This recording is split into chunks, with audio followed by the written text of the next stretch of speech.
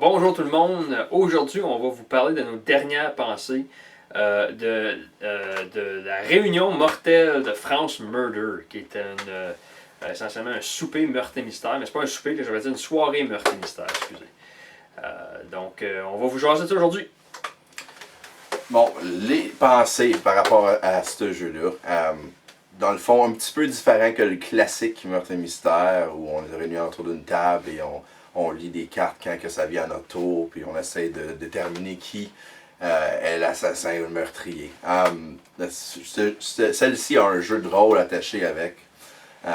Donc ça, c'est la première chose que j'aimerais parler de, c'est cet aspect-là, comment que ça donne un autre niveau au classique meurtre et mystère. Donc, j'ai vraiment aimé cet aspect-là de vraiment de rentrer dans un personnage, interagir avec d'autres personnes réellement, au lieu de juste de lire un texte. C'est intéressant, là, les classiques aussi, de lire un texte, essayer de figurer le genre de casse-tête qui nous a donné, mais le jeu de rôle de rentrer, puis essayer de le vivre vraiment, comme si ça l'aurait quasi arrivé, ça donne une genre de perspective intéressante que ce jeu-là nous a permis de vivre. Donc ça, c'est la première chose que j'ai trouvé vraiment intéressant. Oui, donc comme André dit, juste le fait de ne pas avoir des cartes à lire, ça veut dire qu'il faut vraiment que tu improvises puis que tu joues ton personnage à travers toute la rencontre. Ça a duré quoi, 2h30, je pense? Après, Bon, oui. 2h30, mais je ne me rappelle plus exactement, il me semble à 2h30. Mais ça te permet vraiment de vivre la soirée d'un côté différent. Parce que tu joues le personnage dans le scénario. Au lieu de juste être déguisé et lire la carte, mais c'est toi qui fais le personnage. Il y a comme une vie au scénario qui se développe parce qu'on a certains objectifs à aller chercher, Oui. qu'on essaye par notre propre force de faire sortir l'information des autres, mais c'est pas vraiment la carte qui nous dit quand rentrer dans le scénario. C'est nous autres qui essayons par nos propres paroles de faire sortir l'information. Ça a comme une genre de vie en lui-même, Oui. que c'est pas nécessairement dans chacun des parties de ce meurtre mystère-là qu'on va avoir les mêmes informations qui vont être données, même si tu joues les mêmes personnages. Ben, entre autres. Puis aussi le fait que, comme, ben ça, juste parler de ça, là, tu sais, chaque personnage a des missions différentes. Okay? Oui, il y a la mission générale là, de trouver le meurtrier, puis le meurtrier de ne pas se faire trouver. Mais chaque personnage a aussi des missions différentes, puis ça fait justement que ça développe l'histoire. Les personnages ont le droit de créer des alliances, ont le droit de créer des rivalités, ils ont le droit de se mettre ensemble contre une personne dans le jeu de rôle. Puis ça, c'est très, très différent là, comme de ce que tu as habituellement. Ouais. Habituellement, il n'y a rien de ça.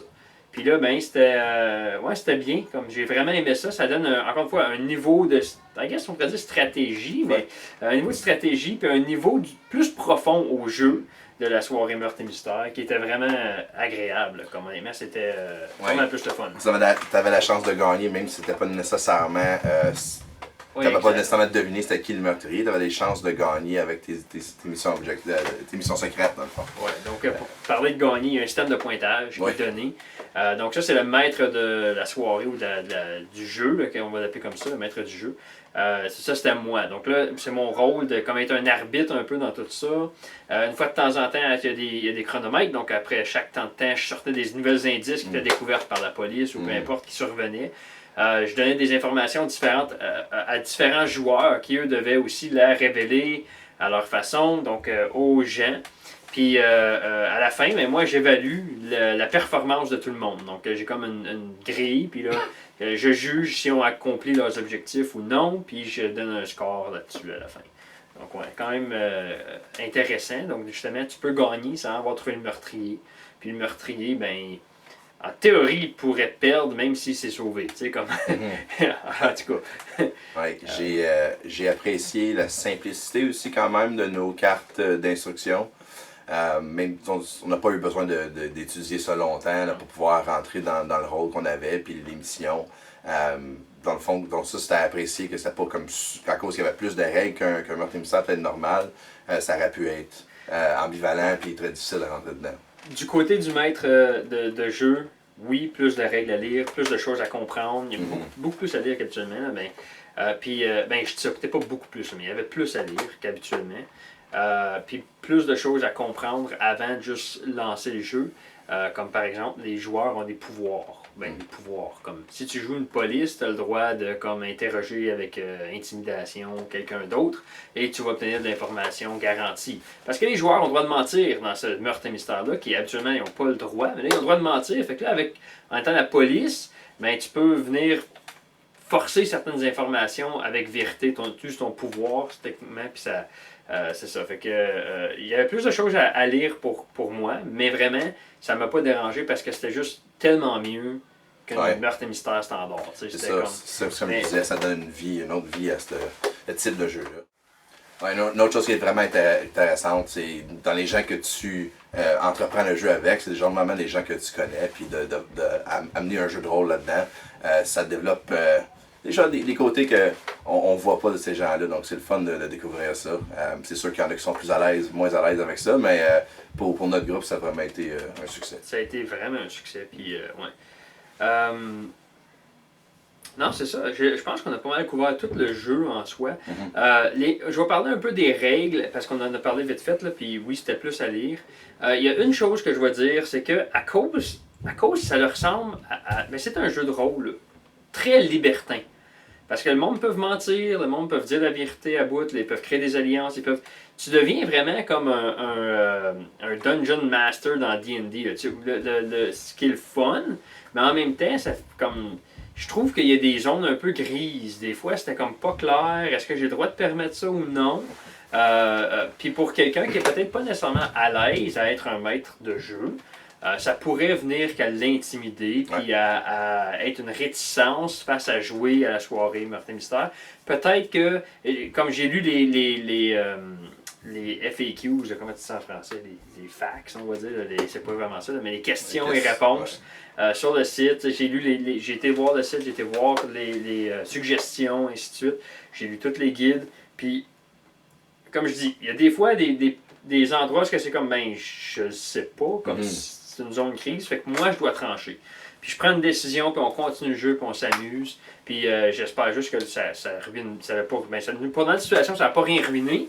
Mais tu sais, les gens sont amusés pareil. Mais ça pourrait être une décision en faveur d'un joueur, des fois, parce qu'il y avait une ambiguïté ou peu importe.